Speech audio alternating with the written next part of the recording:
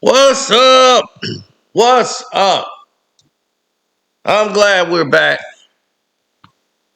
This about old left out LeBron. Left out LeBron is feeling the sting when the team doesn't really rally around you anymore. Only thing you got now is Vanderbilt and Ryu Hachimura.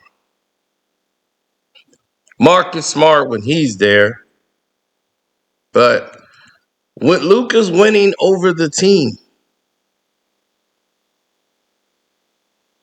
Jackson Hayes used to be your guy, but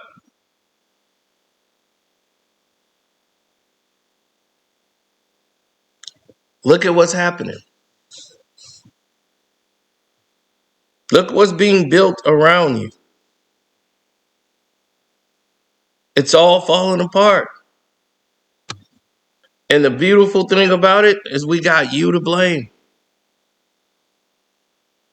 I love it.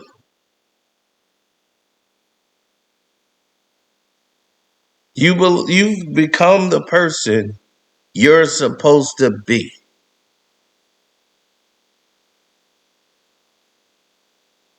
Now, Luka, LeBron, and Austin are both playing heavy minutes. LeBron played like 38 minutes in a game against Brooklyn. Why? This dude was huffing and puffing.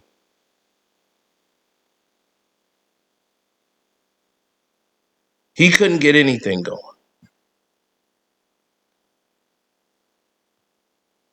All that time.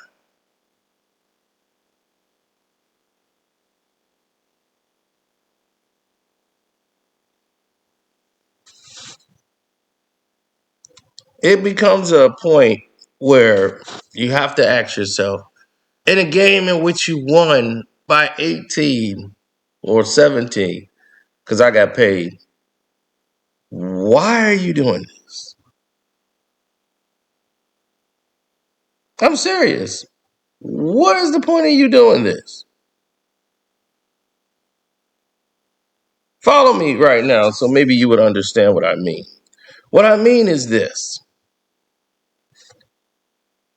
it doesn't align well with what you might see or what you might look at and see as goals, right? Why would you look at this and see this as a good thing? Shouldn't LeBron be resting in a game against a team that's just going through the motions? You would think that, right? Hmm. But that's not what we got. What we received was something even more awful than anyone could ever realize. We got LeBron burning himself, like burning the candle at both ends. Then we have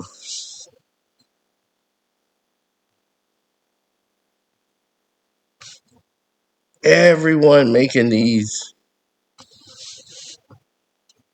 observations, right? That just doesn't make any sense. I was sitting there thinking the other day, I said, man, if I was to take a guess, I would think the Lakers would be trying to rest LeBron and save him for the playoffs. You know, put him at 24 minutes. We can beat. There's no reason for us to be in this situation.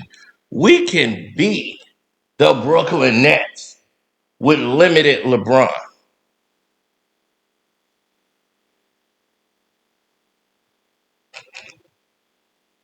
LeBron wanted to be out there.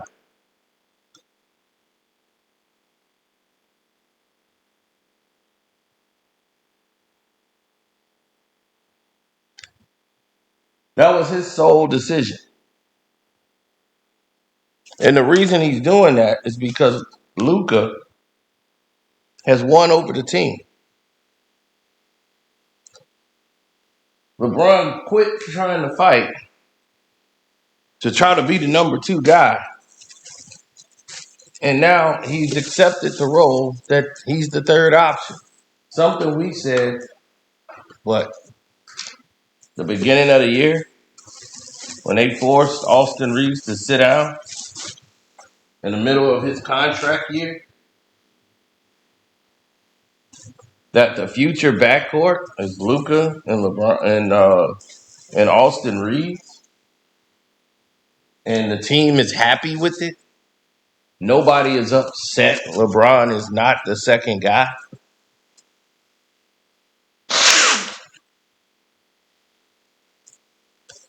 Even the marketing has been against LeBron. It's been about Austin Reeves and Luka. LeBron has been an anchor pulling them down. Luka had 41, 8 and 6. What he had, like 8 and no, actually 3. Yeah, he had 41 again. 26 for Austin Reeves. LeBron put up 14. That's what your three high scores of the game. Against a team that's not even really trying. Nobody even scored 20 points.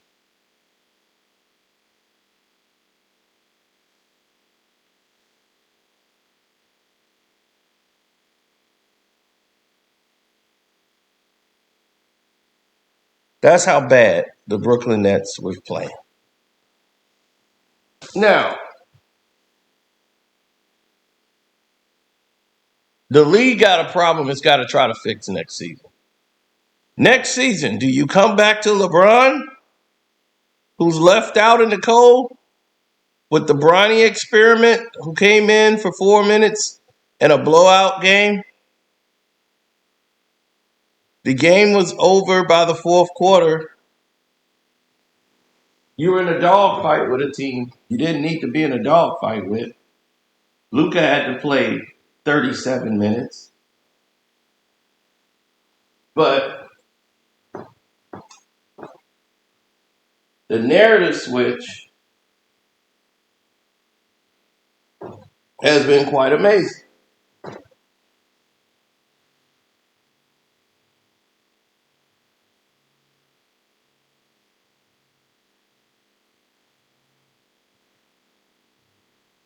Now,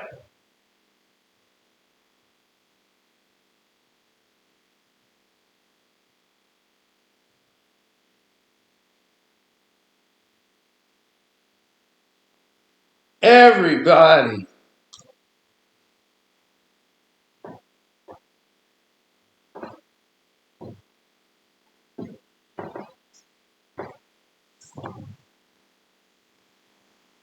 is caught into this situation of where do they fit in? In the locker room, Luka talks with Austin Reeves, who used to be LeBron's guy. They used to play golf, hang out, but not anymore. He's a Luka guy now. Luka trusts this is going to be his number two.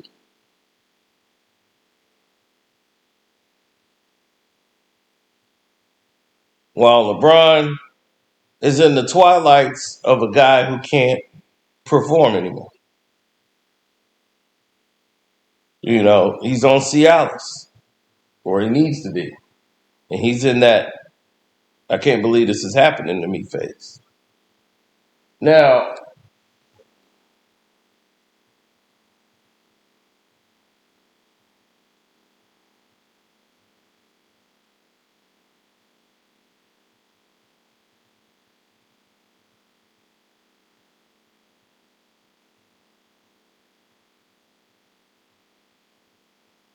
no, what is this? This is crazy. Now, all of the people that I know, when they want to make decisions, they don't wait for somebody else to get involved. They just make the decision. So it's never been, in our estimation, a problem. It It's been a problem for other people, not us. Now, here's the news. Several others have tried to reach out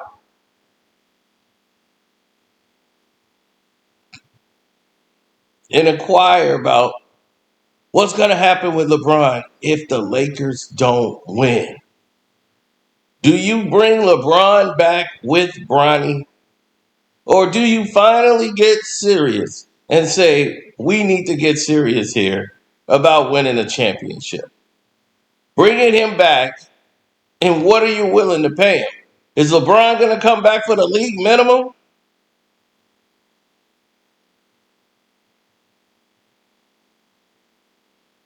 What is it that we're doing here? If left out LeBron going to come to a team that's going to be dedicated and built around Luka Doncic's wishes, what are we doing?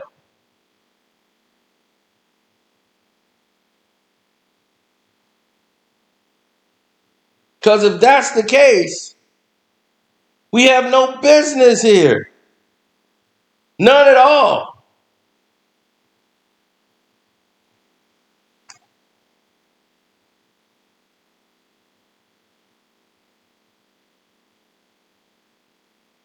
We need to understand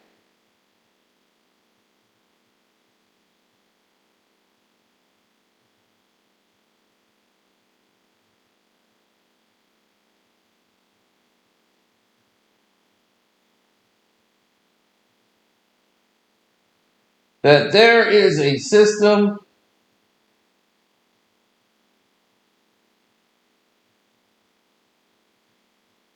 that's in play. And when this system is in play, we watch all of it fall out. We watch the Clippers team get better. Who's going to have nothing but their full budget next season? Next season, they're going to be straight. They're going to be locked in, ready to go with a full budget.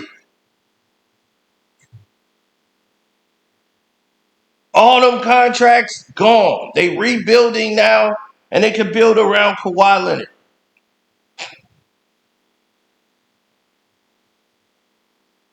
They can get pieces around him where they're going to be contending.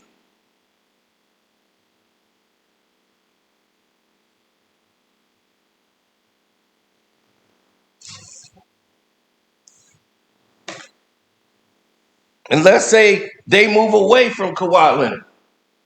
I doubt they do that, but if you move away from Kawhi Leonard,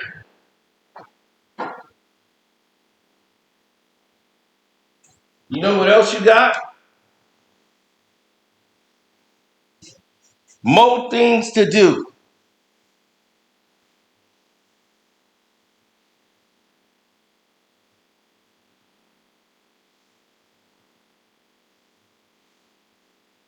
You got more time.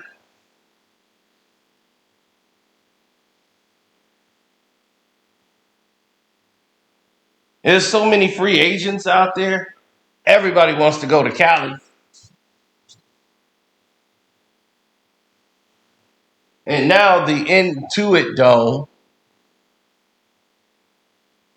is where everybody wants to be. Now you might ask yourself, well, why do they want it to be? I don't understand. Here's what's the part you don't understand. They don't care.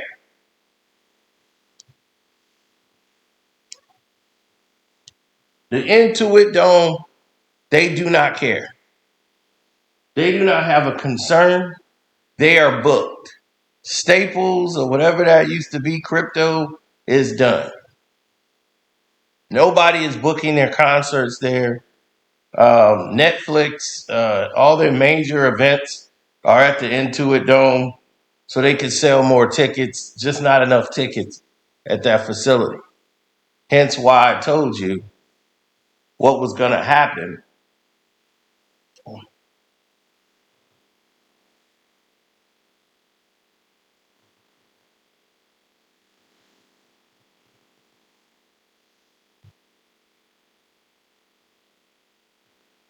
Right.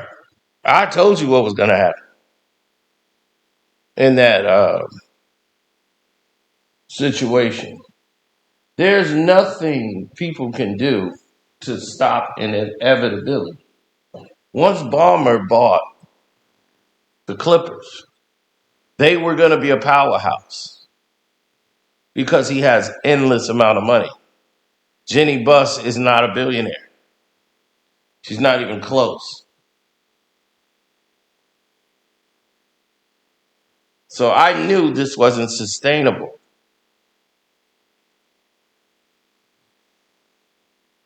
Now, her being kept on as a governor,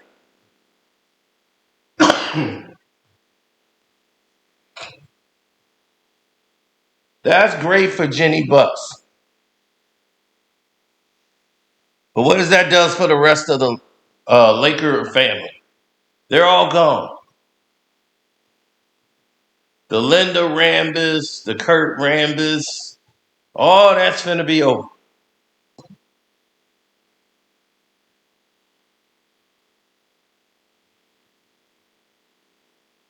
They want to run this team the way they want to do it.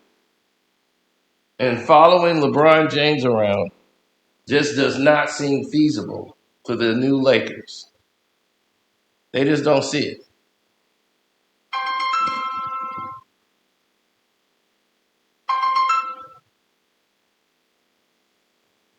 I don't see it either. You know what I'm saying? Like, I think this is a failure on a lot of people's parts.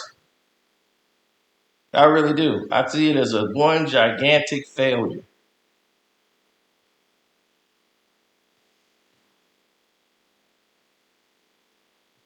Now, other people might say, well, why do you see it as a failure?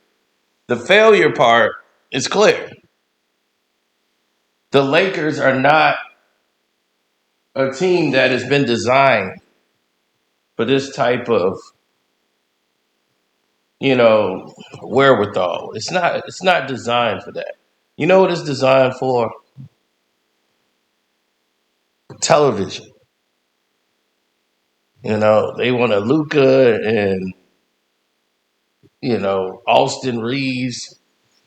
We know what that's about. But when I said Luka was better than LeBron 4 years ago,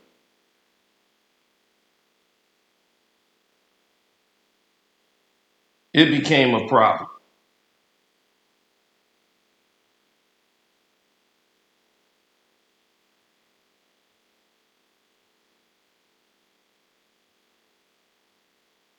Now, let's get into a automato situation.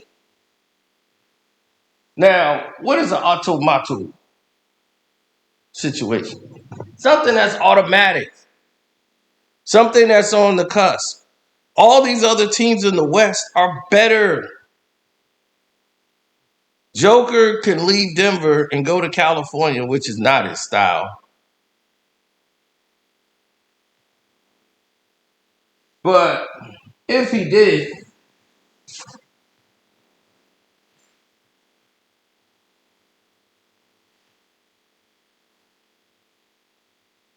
I would understand it. You know what I'm saying? He's earned the right to go anywhere he wants. But I don't see him really jumping ship. Now you've seen guys stay with teams more because of the second apron rule, third apron. Because of all this bouncing around, it's ruined a lot of teams from making moves and doing what they needed to do to move forward. Now, if you start to put all that together, then you'll start to see something. You'll say, hey, wait a minute. This thing is looking a little glassy now. It's not making a lot of sense to me. So here's what we're going to do. We're going to make a move to go in this direction. Because if you're looking at LeBron, they've already canceled him out.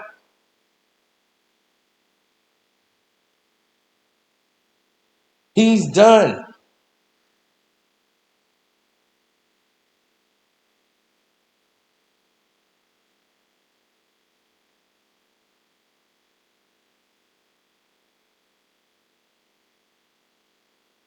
Now, if they want to continue down the road, that's on them.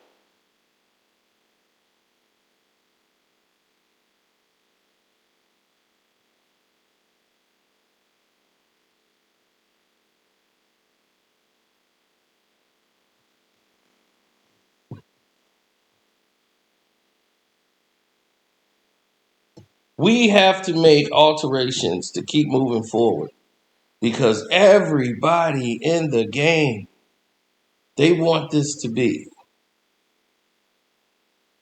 They want this legacy of LeBron crap to end.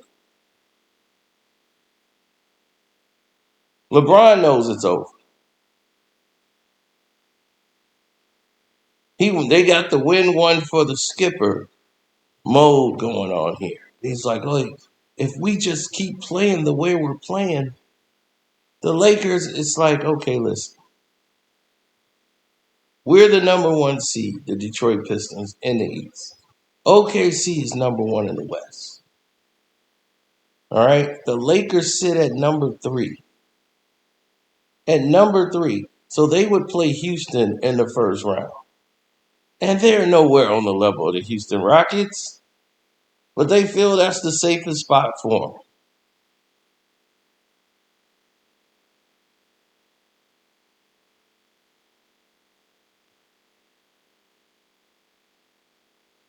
Now, the Boston Celtics, right? They're a team that's vying for a situation.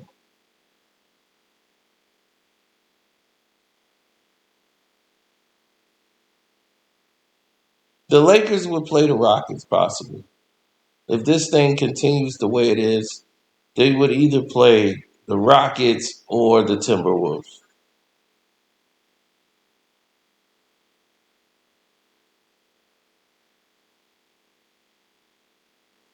But them having a home record and being at home,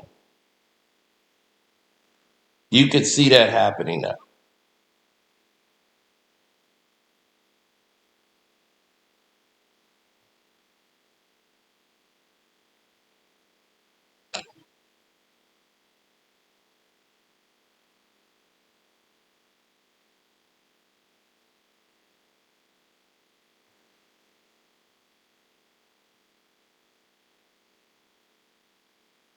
I see this as a teachable moment.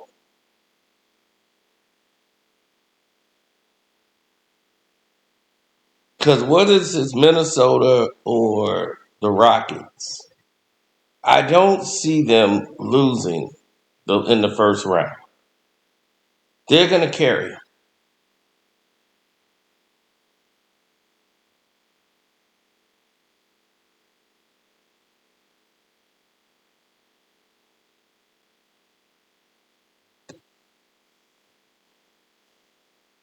Well, the play-in tournaments are already determined on both sides. You got the Orlando Magic and the Heat versus the 76ers and Hornets. Okay, so you got your 7, 8, 9, and 10 already locked in the East. And the West has been locked in. Okay, you got the Suns, the Clippers, the Timberwolves. I mean, not the Timberwolves, the Trailblazers, and the Golden State Warriors.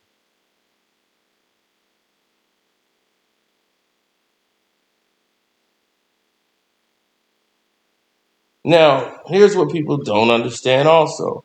The East has been better than the West this year.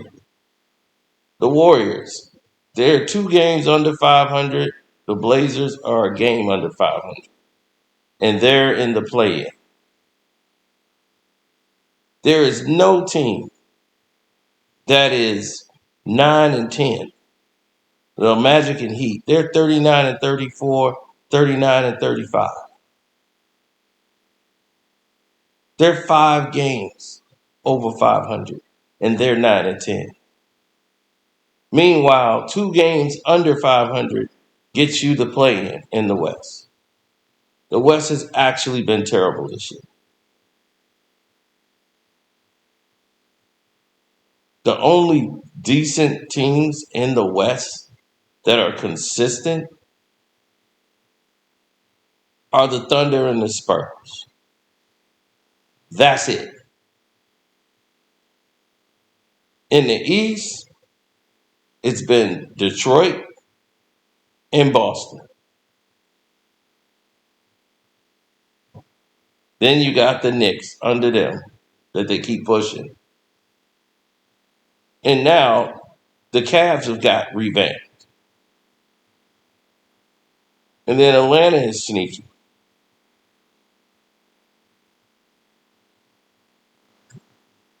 So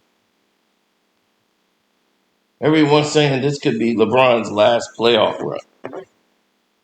Oh, if it is, it is. I mean, Sarah, Sarah. Everyone believes, oh, a last playoff run, they're gonna give him a championship. Not everybody get a championship in their last run. But then that to me, that sets your league back. You know, you could be saying that he got one riding the bench of Luka Doncic. Well, I don't really care one way or another. It doesn't improve a legacy, especially when you're still a bum.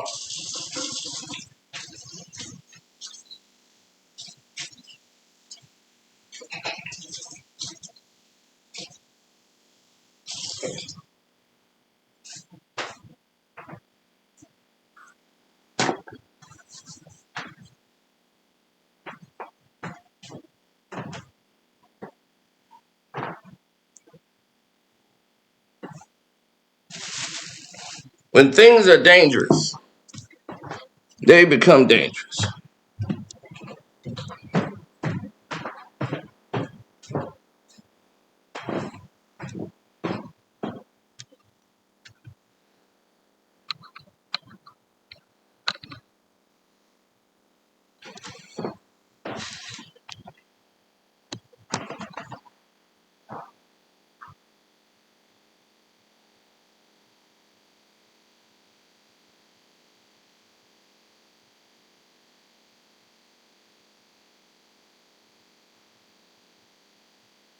Mm.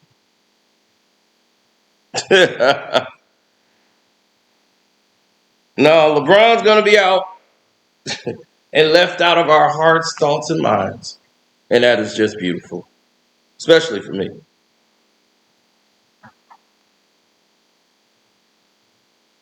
Playing Houston in the first round will be difficult for LeBron to do anything, you know. To go up against Kevin Durant in the first round would be intense for them.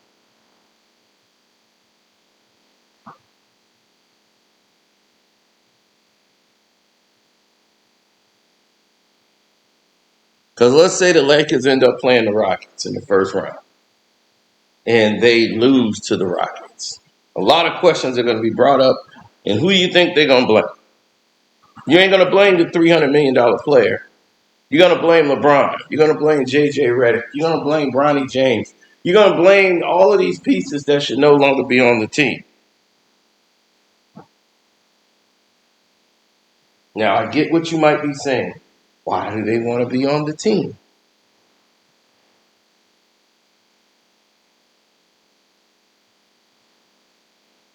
What's the point? What are we missing here, Kev? Well, Kev's going to tell you the realization here. The realization is no one wants to see them anymore. I know it sounds harsh, but that's the reality. No one wants to see them anymore. But the NBA keeps acting as if we need them, like they move the needle.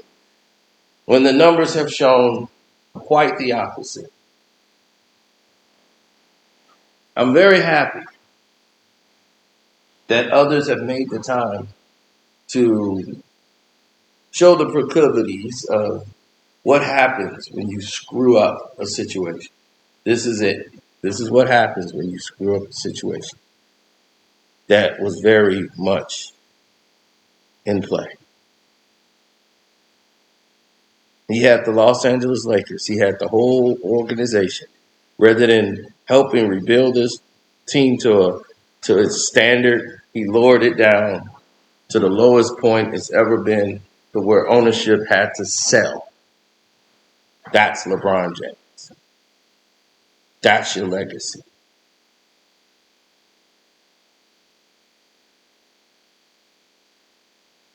So, with that being said, I want to thank all of you for listening to me, taking time out your day.